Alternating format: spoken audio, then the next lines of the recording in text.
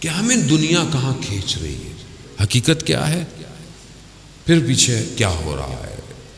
اور وہ ایسا نہیں ہے دشمن غافل نہیں ہے، دشمن گھروں تک اترا ہوا ہے، دشمن ہماری تنہائی میں اترا ہوا ہے، دشمن ہمارے ہاتھ میں ہے، اسمارٹ فون ہمارے ہاتھ میں ہے، دشمن اس کے ذریعے سے ہمارے نفسوں کو کنٹرول کر رہا ہے، جب دل چاہتا ہے نفس برباد کر دیتا ہے۔ اور ہم نے بھی اپنے آپ کو اتنا ہلکا کیا ہوا ہے کہ ہم بھی اسی کا شکار ہو چکے ہیں۔ اس کا ہدف ہی یہی ہے کہ یہ جوان تیار نہ ہو، لیکن اگر قرآن پڑھتا ہو، سورہ کہف سمجھتا ہو، تو خدا سے جب توکل کرے گا، خدا کی بارگاہ میں جائے گا، تو خدا اس کے کانوں کو اس دنیا کے شوروں سے بچا دے گا، اسے محفوظ کر دے گا اس دن کے لیے جس کا انتظار ہے۔ لیکن اس کے لیے ظاہر ہے ہم اپنے آپ کو اپنی طرف توجہ دیں کہ ہم کہاں ہیں، میں کہاں ہوں، میں اپنے آپ کو دیکھوں کہ میں دنیا میں کتنا مگن ہوں، میرے لیے دنیا کیا ہے، اور میں کتنا اپنے وقت کے امام سے متصل ہوں، میرے دن اور رات کیسے گزرتے ہیں، میری تنہائی کیسے گزرتی ہے۔ عزیزان محترم، میں ابھی بہرحال جہاں پڑھ کے آ رہا تھا وہاں میں نے بیان کیا حدیث، پوری تو شاید میں نہیں بیان کر پاؤں گا۔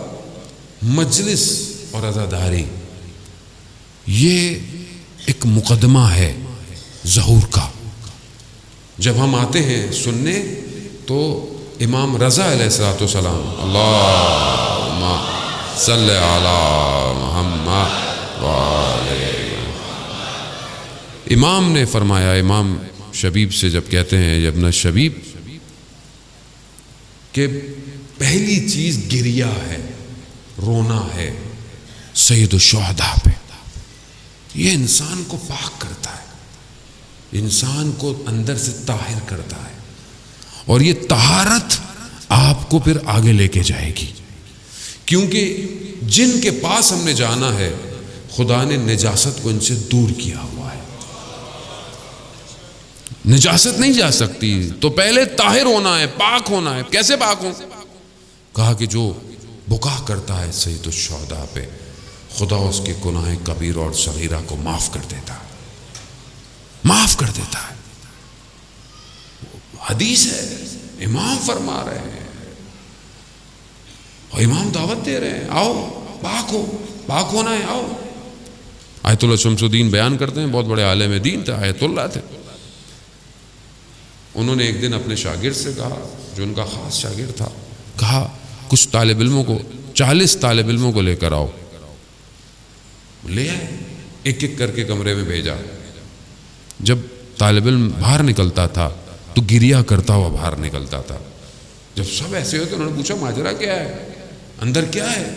کہا کہ جب ہم اندر جاتے ہیں تو اتنے بڑے آیت اللہ ہیں، اتنے بڑے عالم دین ہیں، ایک رومال ہاتھ میں ہے، اور کہتے ہیں امام حسین کا نام لیتے ہیں اور کہتے ہیں کہ امام حسین پر گریہ کرو، اور جب ہم گریہ ہوتے ہیں تو اس رومال سے آنسوؤں کو صاف کرتے ہیں اور کہتے ہیں کہ یہی میں اپنی قبر میں لے کے جانا چاہتا ہوں۔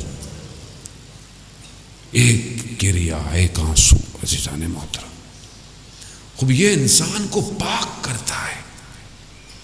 یہ جب پاک ہوں گے تو آپ کیوں گناہ کریں گے باہر جا کے؟ جو آنکھ امام حسین پر روتی ہو وہ آنکھ گناہ کرے گی؟ وہ آنکھ کیسے گناہ کرے گی؟ یہ تو وہ آنکھ ہے جو قیامت والے دن سب ساری آنکھیں گریہ کر رہی ہوں گی، تو یہ آنکھ خوش ہوگی، برمسرت ہوگی۔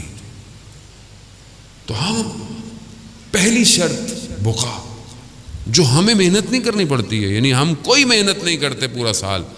ہوتا ہے نا کہ انسان 40 دن کو عبادت کرے تو پھر کسی کمال پہ پہنچتا ہے، نہیں، ہم تو یہاں آتے ہیں، امام کا نام آتا ہے، ہماری آنکھ میں آنسو آ جاتا ہے۔ کیوں؟ امام نے کربلا میں کمال کیا ہے،